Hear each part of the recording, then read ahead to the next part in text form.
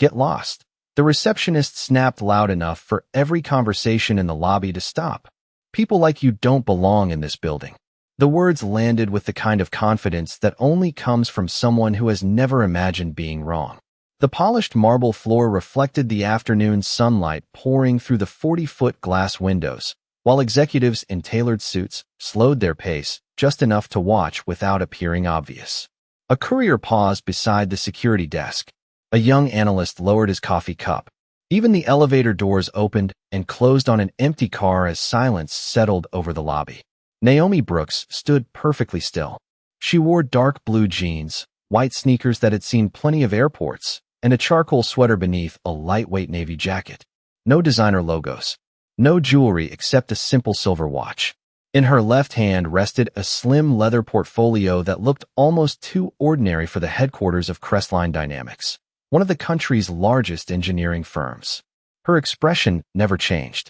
She looked at Claire Whitman with calm eyes that revealed neither embarrassment nor anger, only patience. Claire folded her arms behind the reception counter and pointed toward the revolving doors. You heard me. This isn't a public waiting room. If you're looking for a job application or a customer service office, you're across the street. A few quiet chuckles drifted from nearby employees pretending to organize visitor badges. Naomi glanced briefly around the lobby, taking in every polished surface, every company logo mounted on the stone wall, every face pretending not to stare. She had spent more than 20 years walking into rooms where people decided who she was before learning her name. Experience had taught her that first impressions often revealed more about the observer than the person being observed. She set her portfolio gently on the reception desk. I'm here for a scheduled meeting, she said, her voice measured and almost soft. I'd appreciate it if you checked the executive calendar. Claire didn't touch the portfolio. Instead, she laughed once, short and dismissive. Executive calendar, she repeated. Nice try. Those meetings aren't for walk-ins. Naomi remained composed. The meeting is at exactly 2:30 this afternoon. Claire glanced at the large wall clock. It read 2:27. Then whoever you're supposed to meet can come find you outside. Several people exchanged uneasy looks, sensing the conversation had crossed from misunderstanding into something far more uncomfortable. Near the security desk, a young intern named Emily Carter quietly frowned as she recognized the confidence in the visitor's voice. It wasn't arrogance. It sounded like certainty. Emily had spent the morning organizing executive schedules and vaguely remembered seeing an unfamiliar name attached to a confidential strategy session. But before she could think further, Claire waved impatiently toward the entrance again. I don't have all day, she said. Move along before I call security. Naomi slowly picked up her portfolio without breaking eye contact. She nodded once, almost as if acknowledging that a test had just begun rather than an argument. The lobby remained frozen between curiosity and discomfort. Nobody realized that within minutes, every decision made in those few quiet moments would determine the future of the company standing proudly behind the reception desk, and the woman they had just told to disappear was the only reason it still had a chance to survive.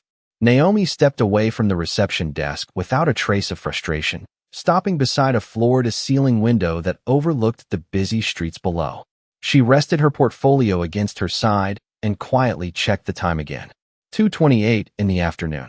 She had arrived exactly as planned because punctuality had always mattered to her, especially when billion-dollar decisions were involved. Inside that leather portfolio was not a proposal to purchase Crestline Dynamics or force it into submission. It contained something far more valuable. Brooks Global Infrastructure had spent 6 months designing a financial rescue package that would erase the company's mounting debt, stabilize thousands of jobs, and restore investor confidence before the next quarterly earnings report. Only 4 people inside the building knew the details, and all of them were waiting upstairs in the executive boardroom, wondering why their most important guest had not yet arrived. Naomi had intentionally come alone. No executive assistant. No legal team. No security detail. She believed people revealed their true character when there was nothing impressive standing beside you. Luxury cars could create respect that belonged to the vehicle instead of the person. Expensive clothing could earn courtesy that disappeared the moment appearances changed.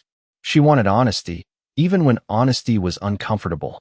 Years earlier, she had promised herself that every major partnership would begin with one simple question. How do they treat someone they believe cannot benefit them? The answer usually told her everything she needed to know.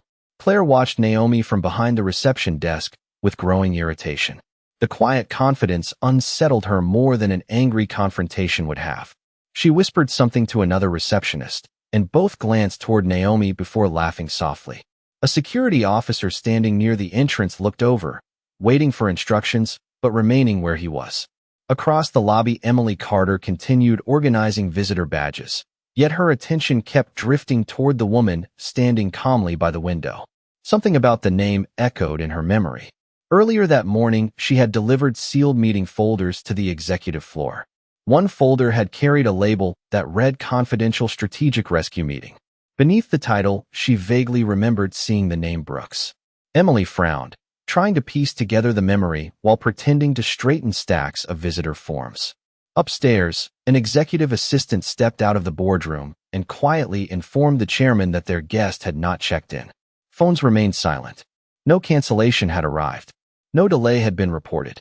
The chairman instructed his staff to contact reception for an update, but at that exact moment, the internal phone system became busy as another incoming call tied up the front desk. Back in the lobby, Claire looked directly at Naomi again. "I thought I made myself clear," she said with a smile that never reached her eyes. "This building is for scheduled executive meetings." Naomi met her gaze without raising her voice. "That is exactly why I am here." Claire shook her head as if the answer confirmed every assumption she had already made. Several employees exchanged uncertain glances. The atmosphere no longer felt routine. It felt as though everyone was watching a puzzle with one missing piece. Emily finally opened the digital visitor schedule on her workstation, her heartbeat quickening as confidential names began appearing on the screen. She scrolled carefully, stopped suddenly, and stared in disbelief at a single entry that matched the woman standing only a few yards away. Emily felt her pulse quicken as she stared at the visitor schedule on her screen. The confidential entry was still there exactly as she remembered. Naomi Brooks. Arrival time, 2:30 in the afternoon. Destination, executive boardroom. Meeting classification, strategic rescue session. The access level beside the appointment was higher than anything an intern normally saw. She blinked twice, wondering if she had somehow opened the wrong file, but the information remained unchanged. Before she could say a word, Claire looked over and noticed Emily frozen at her workstation. "Is there a problem?" Claire asked sharply. Emily hesitated. "I think this visitor might actually have an appointment." Claire walked around the counter without any urgency, glanced at Emily's monitor for barely a second, and waved dismissively. "Those executive calendars update automatically. Someone probably entered the wrong name." Emily looked back at the screen. "But it says Boardroom A. It has executive clearance." Claire folded her arms. "Then the executives can explain why they invited someone who walked in looking like she does." Several nearby employees laughed quietly, encouraged by Claire's confidence. Naomi remained near the window, watching traffic flow through downtown as though she had all the time in the world. She neither interrupted nor defended herself. Her silence unsettled people because it refused to fit the role they had already written for her. Claire returned to the reception desk and picked up the visitor log. "Since you are still refusing to leave," she announced loudly enough for half the lobby to hear, "I am documenting that you declined instructions from reception." Naomi slowly turned toward her. "I declined an assumption," she answered calmly. "I have not declined any reasonable request." Claire ignored the response. She reached for the desk phone and pressed a button connected to building security. "Please send an officer to the main lobby," she said. "We have an individual refusing to leave executive property." The words echoed through the unusually quiet space. A uniformed security officer named Daniel Morris acknowledged the request over his radio and began walking toward the front entrance from the security office down the hall. Emily stepped away from her workstation, her uncertainty giving way to concern. "Claire, maybe we should call the executive office first." Claire did not even look at her. "There is nothing to verify." Emily lowered her voice. "What if there is?" Claire sighed dramatically. "Emily, this is exactly why interns do not make security decisions." Naomi listened without visible frustration. She simply placed her portfolio on a nearby seating table and rested one hand lightly against it. Her composure contrasted sharply with the growing tension around her. Employees who had originally watched out of curiosity were now whispering among themselves. Some wondered why the visitor remained so calm. Others questioned why reception seemed determined to remove someone who had never raised her voice or caused any disturbance. Upstairs, the chairman checked his watch again. 2:31. He instructed his executive assistant to contact reception a second time and asked why their guest had not yet been escorted upstairs. Down in the lobby, the reception phone flashed with an incoming internal call, but Claire glanced at the display, assumed it could wait, and silenced the ringing before it completed the connection. Emily watched the missed call notification appear on the screen, and when she recognized the extension assigned to the executive floor, a cold realization settled over her. The people waiting upstairs were already searching for the woman standing only a few yards away, while everyone in the lobby continued helping the company move one irreversible step closer to its own mistake. Emily could not ignore what she had just seen. She opened the confidential meeting record once more, carefully checking every line to make sure she had not imagined it. The name was still there. Naomi Brooks, guest of the chairman. Executive boardroom, A. Arrival time, 2:30 in the afternoon. Priority classification marked in red. Emily swallowed hard. During her first week as an intern, she had been taught that only the most critical meetings carried that level of clearance. She looked toward Naomi again. The woman stood with quiet composure beside the window, neither pacing nor arguing, simply waiting as though she understood that time had a way of exposing the truth. Emily gathered her courage and walked toward the reception counter. "Claire," she said softly, "I really think we need to call upstairs before this goes any further." Claire barely looked up from her computer. "Emily, I already told you to let it go." But the executive schedule confirms her appointment. Claire sighed impatiently. Schedules change. There is no cancellation. Then someone forgot to remove it. Emily hesitated for a moment before lowering her voice even further. "The priority code is executive level. I have never seen that clearance before." Claire leaned across the counter, her expression turning colder. "Listen carefully. You are here to observe, not question decisions made by experienced employees. Do you understand?" Emily nodded automatically, but inside she felt something was terribly wrong. Across the lobby, Daniel Morris arrived from the security office. Unlike Claire, he did not rush toward Naomi. Instead, he paused, studying the scene before speaking. "Good afternoon, ma'am," he said politely. "Reception informed me there is an issue with visitor access." Naomi offered a calm smile. "The only issue is that my scheduled meeting has not begun yet." Daniel glanced toward Claire. "Did we verify her appointment?" Claire answered before anyone else could speak. "There is nothing legitimate to verify. She refuses to leave after being told she does not have authorization." Naomi quietly responded, "I never refused verification. I requested verification." Daniel frowned slightly. The difference in wording caught his attention.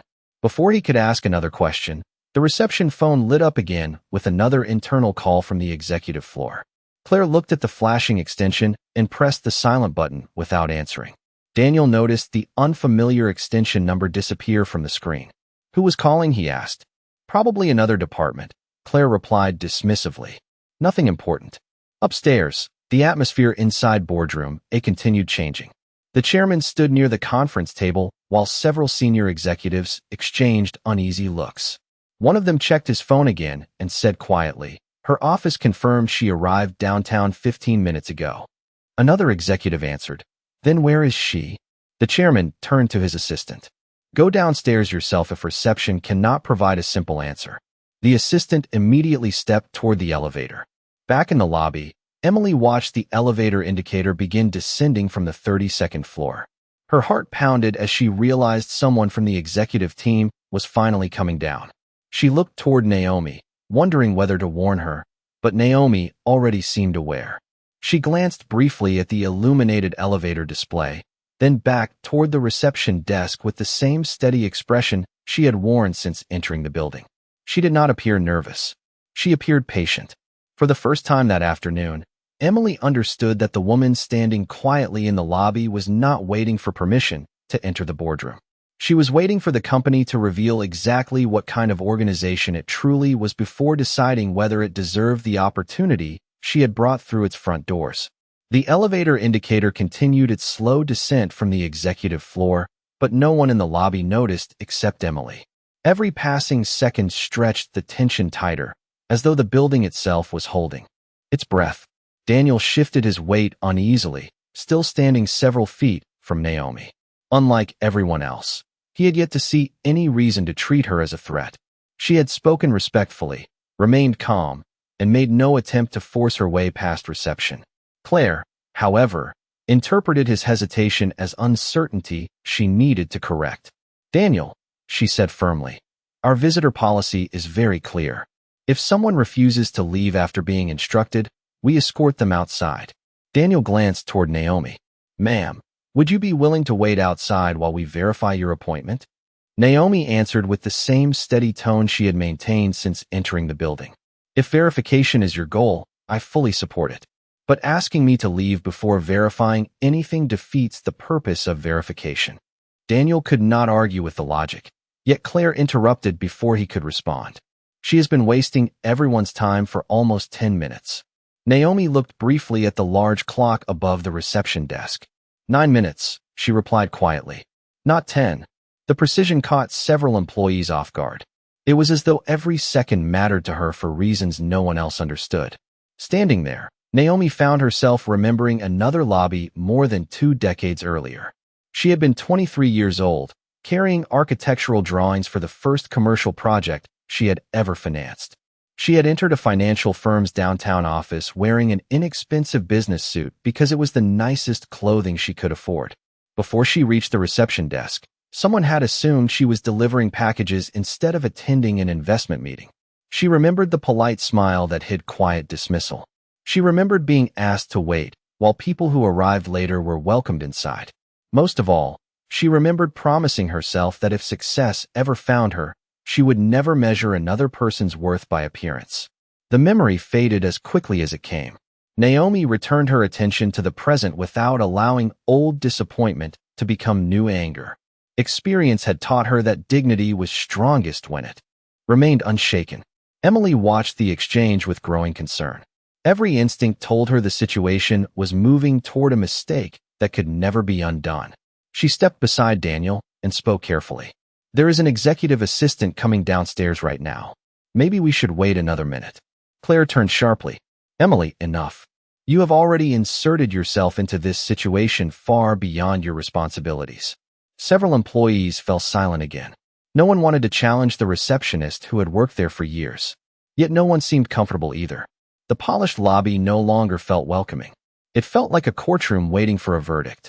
Upstairs, the executive assistant stepped out of the elevator carrying a tablet filled with confidential meeting notes. She expected to find an honored guest already on the way to the boardroom. Instead, she walked toward the lobby without realizing she was about to arrive in the middle of a misunderstanding that had already begun changing the future of Crestline Dynamics. Naomi noticed the elevator doors preparing to open. She gently rested one hand on her portfolio and took a slow breath. She had not come to embarrass anyone. She had come to save a company. Whether that company would still deserve saving after the next few moments remained a question only the people inside the lobby could answer. The elevator doors opened with a quiet chime that seemed louder than every conversation in the lobby combined. A woman in a tailored gray business suit stepped out carrying a tablet against her chest. Her name was Rebecca Lawson, executive assistant to the chairman. And the moment she looked across the lobby, she began searching for someone she had only seen in corporate photographs. Before she could take more than 2 steps, Claire intercepted her with a practiced smile. Rebecca, perfect timing, she said. We have been dealing with a visitor who keeps insisting she has an executive meeting. Rebecca glanced toward Naomi, then back toward Claire. Has her name been checked? Claire answered confidently. There is no need. She has already been asked to leave. Rebecca frowned slightly. What name did she give? Claire hesitated for the first time that afternoon. Naomi. Brooks, I think. Rebecca's expression changed almost instantly, but before she could respond, Claire continued speaking. She claims she belongs upstairs, but obviously something does not add up. Rebecca looked directly at Naomi, recognizing the face from the confidential presentation she had prepared earlier that morning. Before she could cross the lobby, however, Her phone vibrated with an urgent message from the chairman asking whether she had located their guest. At the same moment, another executive called her extension, forcing her to step a short distance away to answer. The unexpected interruption delayed the conversation by only seconds, yet those few seconds proved decisive. Naomi quietly reached into her jacket and removed her phone. She unlocked the screen, selected a single contact, and waited only one ring before the call connected. "Good afternoon, Ms. Brooks." Her executive assistant answered immediately. Naomi spoke with the same calm tone she had maintained from the beginning. "Amanda, initiate protocol silver." There was no surprise on the other end. "Understood," Amanda replied. "Would you like the rescue package placed on hold?" Naomi looked once around the lobby before answering. "Suspend all final approvals until I complete my assessment." "Confirmed," Amanda said. "The investment committee will wait for your authorization." Naomi ended the call without another word and returned the phone to her pocket. Claire watched the brief conversation with amusement. "Calling someone to complain is not going to change company policy," she said. Naomi met her eyes. "I did not call to complain." Daniel noticed the difference immediately. The conversation had been too short, too organized, too deliberate to be emotional. It sounded like instructions. Emily noticed it too. She had expected frustration or pleading. Instead, she had heard the quiet confidence of someone directing an operation far larger than the people standing in the lobby understood. Rebecca finally finished her call and hurried toward Naomi, but before she reached her, another senior executive stepped out of a nearby hallway and urgently stopped her to discuss a developing issue in the boardroom. The rescue financing documents required final confirmation, and no one upstairs understood why the approval process had suddenly paused. Rebecca looked back toward Naomi with visible concern, silently signaling that she would be there in just a moment. Naomi acknowledged her with a slight nod. She appeared entirely untroubled. She had not raised her voice. She had not demanded respect. She had simply allowed the company to continue revealing itself while quietly placing a decision worth billions of dollars on hold. No one except Amanda knew what Protocol Silver truly meant, but somewhere across the city, an entire executive team at Brooks Global Infrastructure had already stopped preparing documents that would have saved Crestline Dynamics, waiting only for one final instruction from the woman still standing unnoticed in the lobby. Rebecca finally stepped away from the executive who had stopped her and walked quickly across the lobby, her expression shifting from concern to disbelief with every step. "Ms. Brooks," she said, stopping a respectful distance away, "I am so sorry for the delay. The chairman has been waiting for you." The entire lobby seemed to lose its sound. Claire stared at Rebecca as though she had misheard every word.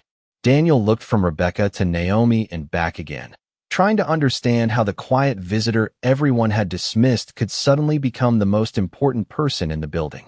Emily slowly lowered the tablet she had been holding, the confirmation she had suspected now standing directly in front of her.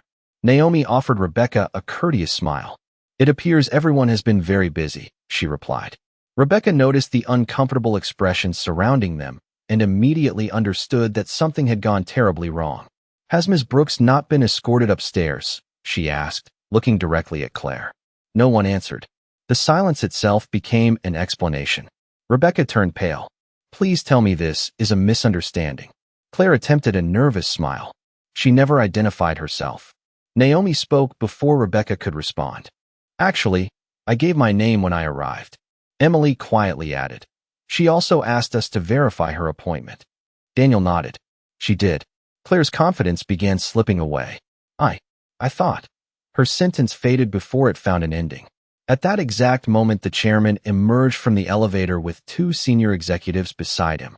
The moment he saw Naomi, his face filled first with relief and then with confusion as he noticed she was still standing in the lobby instead of seated in the boardroom. He crossed the marble floor immediately.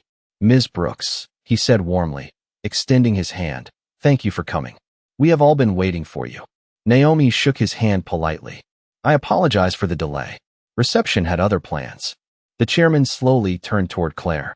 "Other plans?" Rebecca quietly explained what she had witnessed upon arriving downstairs, while Emily confirmed that Naomi's appointment had appeared on the executive schedule the entire time. Daniel added that Naomi had remained respectful throughout the encounter and had repeatedly requested only one thing: verification. Every sentence seemed to remove another piece of certainty from the room until no uncertainty remained. Employees who had quietly watched from across the lobby now understood exactly what had happened. The chairman's expression grew heavier with each detail. "Claire," he said carefully, "do you realize who Ms. Brooks is?" Claire looked helplessly toward Naomi before lowering her eyes. Naomi answered for herself. "My name is Naomi Brooks, Chief Executive Officer of Brooks Global Infrastructure." She allowed the words to settle naturally across the silent lobby before continuing.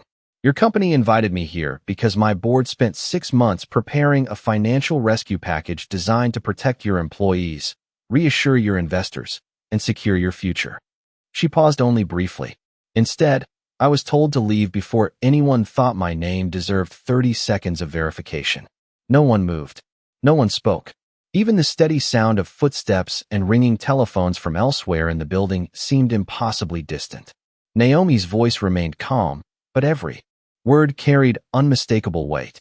"You did not insult a stranger," she said quietly.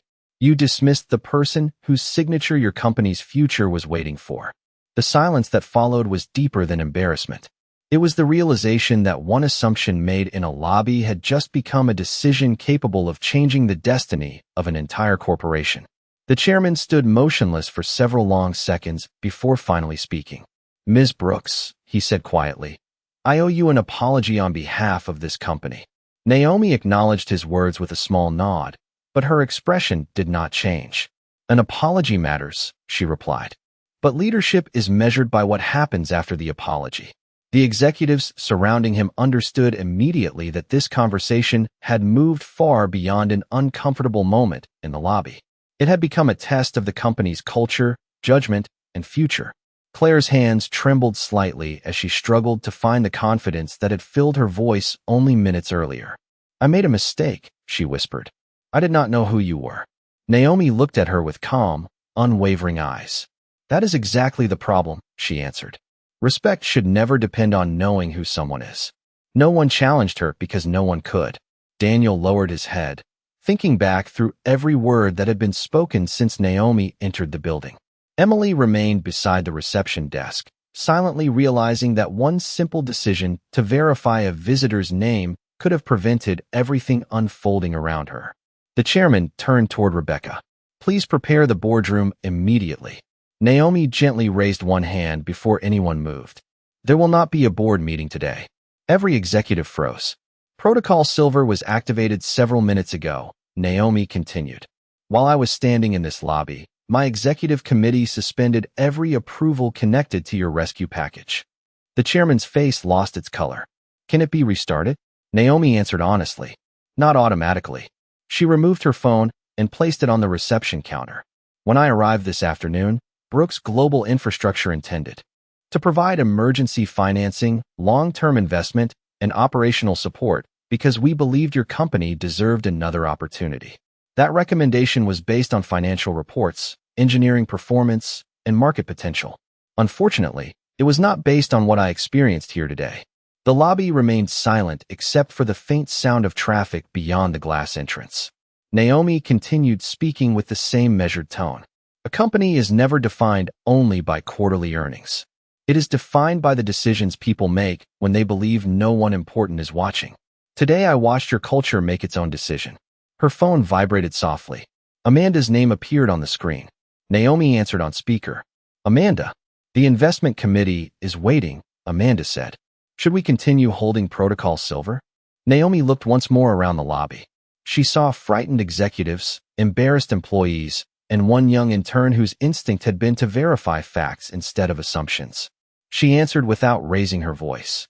"Convert the rescue package into a competitive acquisition strategy. Redirect every resource toward companies willing to build partnerships on respect instead of appearances." Amanda replied immediately. "Understood. The rescue package is canceled. Acquisition planning will begin this afternoon." Naomi ended the call. The chairman closed his eyes briefly, fully understanding what those few sentences meant. The funding his company had depended upon was gone, not because negotiations had failed, but because trust had failed first. Claire slowly lowered herself into her chair, realizing that the moment she dismissed a quiet visitor at the front desk had become the moment her company lost the opportunity it had spent months trying to secure. No one in the lobby applauded. No one celebrated. The silence carried something much heavier than victory. It carried the unmistakable cost of judging a person before learning their name. Naomi picked up her portfolio and closed it with quiet precision, the soft click echoing through the lobby more clearly than any raised voice could have. She looked toward the chairman, then toward the employees who had silently witnessed every moment from the beginning. "I did not come here hoping someone would recognize my face," she said. "I came here hoping your company would recognize basic respect." No one interrupted. The lesson belonged to everyone in the room now. The chairman stepped forward again. "Ms. Brooks, I understand if today's opportunity is gone, but I hope you will allow us to learn from this." Naomi studied him for a moment before answering. Learning begins when accountability becomes stronger than embarrassment. She turned toward Emily, the young intern who had insisted on checking the facts instead of accepting assumptions. "What is your name?" "Emily Carter," she answered nervously. Naomi smiled for the first time that afternoon. "Emily, never lose the habit of verifying before judging. That habit will take you much farther than confidence built on assumptions." Emily nodded, holding back tears of relief and gratitude. Naomi then looked toward Daniel. "Thank you for choosing professionalism over emotion. You asked questions before reaching conclusions. Every organization needs people willing to do that." Daniel responded with a respectful nod, understanding that true authority often sounded calm instead of loud. Finally, Naomi turned toward Claire. There was no anger in her expression, only disappointment. "I sincerely hope this becomes the most valuable lesson of your career. Every person who walks through these doors deserves dignity before they earn your admiration. If you reverse that order, one day you will turn away someone whose value you cannot yet see." Claire quietly whispered, "I am sorry." Naomi acknowledged the apology with a gentle nod. "Then let it change how you greet the next stranger." She extended her hand to the chairman one final time. "I truly wanted your company to succeed. Thousands of families depend on what happens inside this building. I hope you find another path forward." With that, she walked toward the revolving doors. No cameras followed her. No celebration marked her departure. The lobby simply watched in complete silence as the woman everyone had underestimated disappeared into the afternoon sunlight with the same quiet confidence she had carried when she arrived. Several minutes later, employees slowly returned to their desks, but the atmosphere inside the building had permanently changed. Procedures were rewritten. Visitor verification policies were reviewed. Leadership meetings focused less on financial projections and more on culture, judgment, and accountability. Emily's recommendation for a full-time position reached the chairman's desk before the end of the week. Daniel received recognition for remaining professional under pressure. The events of that afternoon became part of every new employee orientation, not because the company wanted to remember its embarrassment, but because it never wanted to repeat it. Across the city, Naomi entered another meeting already focused on the future. She never spoke publicly about what had happened that day because she believed the strongest lessons did not require headlines. They required people willing to change. Long after the lobby had returned to its ordinary rhythm, one sentence continued to echo through the minds of everyone who had been there. "Respect is not a reward reserved for the powerful. It is the standard that reveals who truly deserves power." Naomi never raised her voice that afternoon. She raised something far more important. She raised the standard by which every person in that building would be judged from that day forward.